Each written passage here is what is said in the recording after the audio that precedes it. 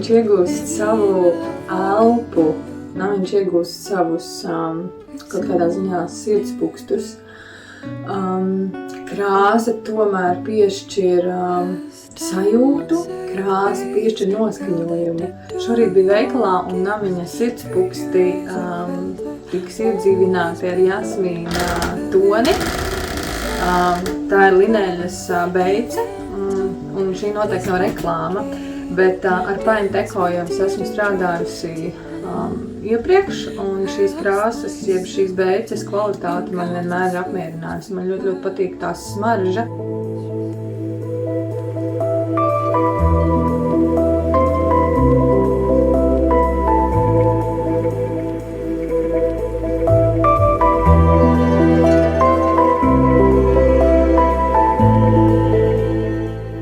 Griestu krāsa klājas virsū diezgan grūti, tāpēc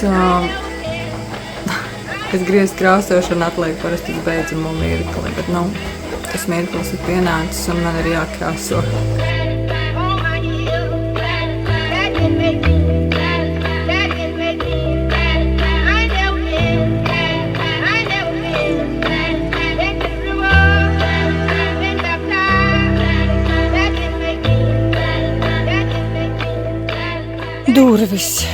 Durvis kā virtuves lete, jeb darba virsma. Es domāju, ka es viņas nedaudz nopulēšu tādā veidā, iedodot viņam to koka faktūru, bet tā krāsa ir vienkārši perfekta, jeb tonis. Vienīgais, es domāju, ka es atstāšu arī šo, lai viņš paliek, tāpat tās arī atstāšu eņģes. Tikai es viņus noteikti pārbraukšu ar pulējamo pāri, jo man liekas, ka tas tik forši izskatīsies viss kopumā.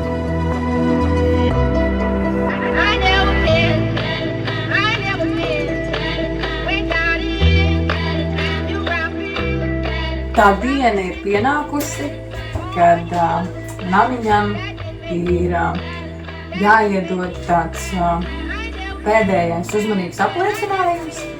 Un tā būs grīdas slīpēšana. Es visu laiku centos šo darbu atlikt, jo tas ir gana ķēpīgs, gana putekņains un gana garlaicīgs, tāds monotons darbs. Bet, kā jau es iepriekšējos video minēju, tad, kad tu noslīpē, koks iegūst to savu otro dzīvi, un līdz ar to, tad, kad būs noslīpēta grīda, tad viņa noteikti tiks lakot ar pusmatētu grīdas laku, un es domāju, ka viņš iegūst pavisam citu sajūtu, citas izpausmes. Un tāpēc es eju pucēties.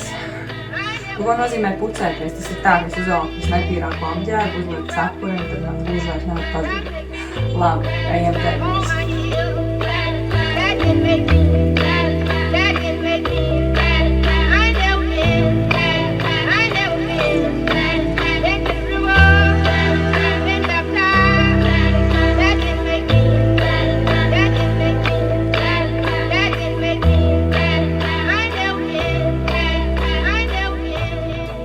Tagad vajadzēs nolakot, un tad jau var teikt, ka grīda arī būs gatava. Tā kā priekšā lakošanas process aiziet, man tas galīgi nebiedē.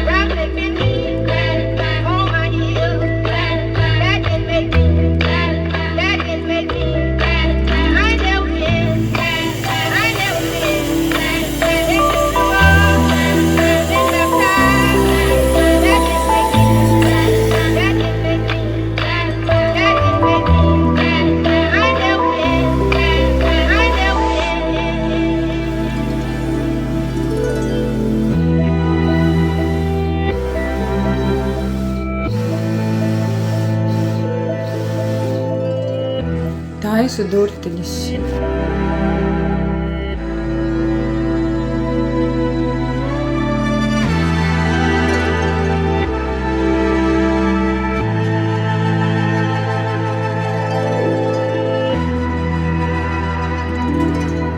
visi lielie un mazie darbiņi lēnām virzās uz priekšu, un nākamais izaicinājums ir trepju izveide.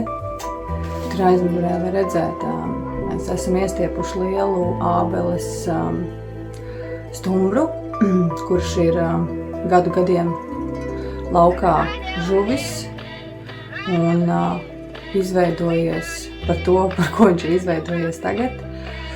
Un atnāca ideja, ka šo te ābeles stumbru varētu izmantot kā vienu trepju daļu.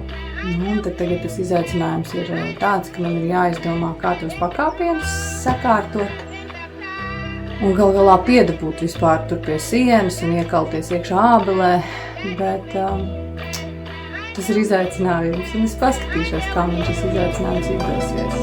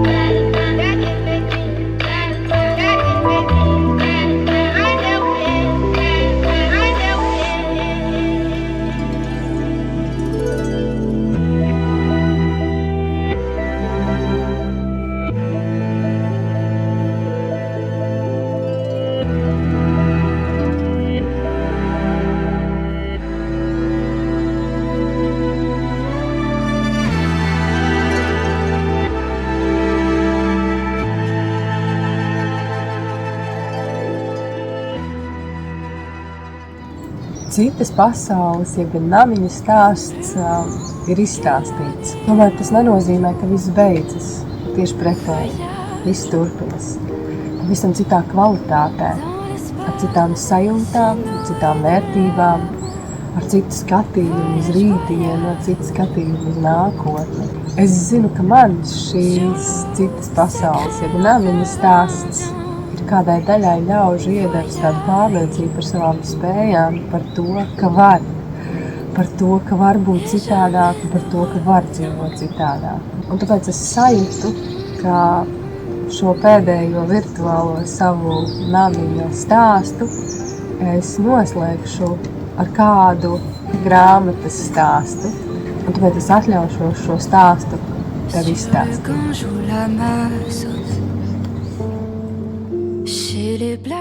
Laiks ir mainījies, un tagad tu vairs nedrīkst būt vardarbīgs pret sevi. Kad tu to atzīsi, būs izbrīnīts, cik ļoti vieglāka kļūs dzīve.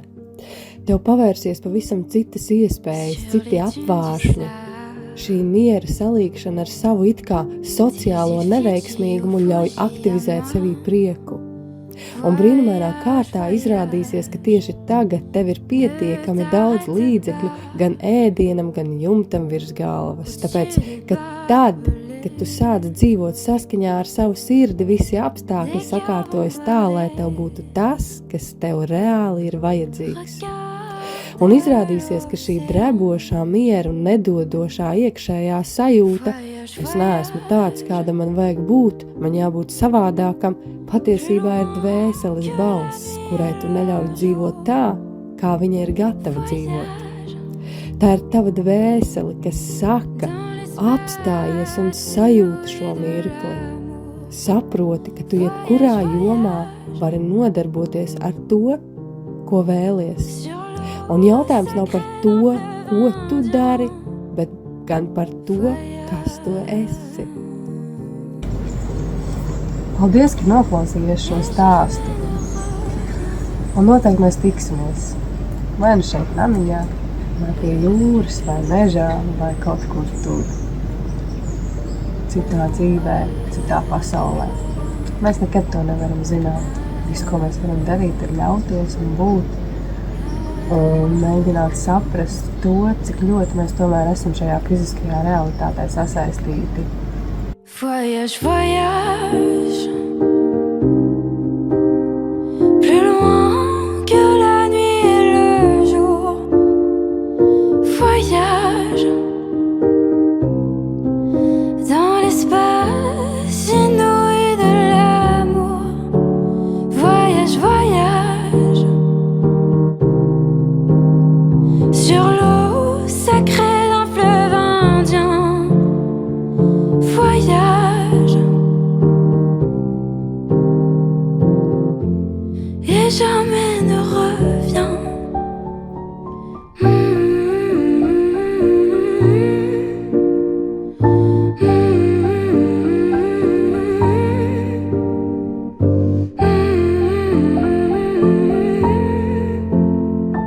Sur le Gange ou l'Amazone, chez les blacks, chez les sikhs, chez les jaunes. Voyage, voyage dans tout le royaume. Sur les dunes du Sahara, des îles Fidji au Fujiyama. Voyage, voyage, ne t'arrête pas. Au-dessus des barbelés,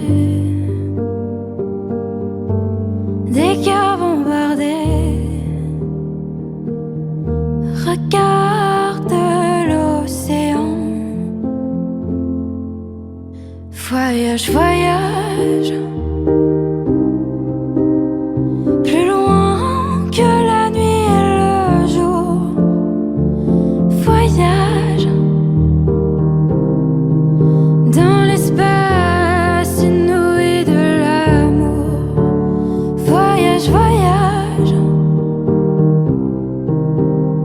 sur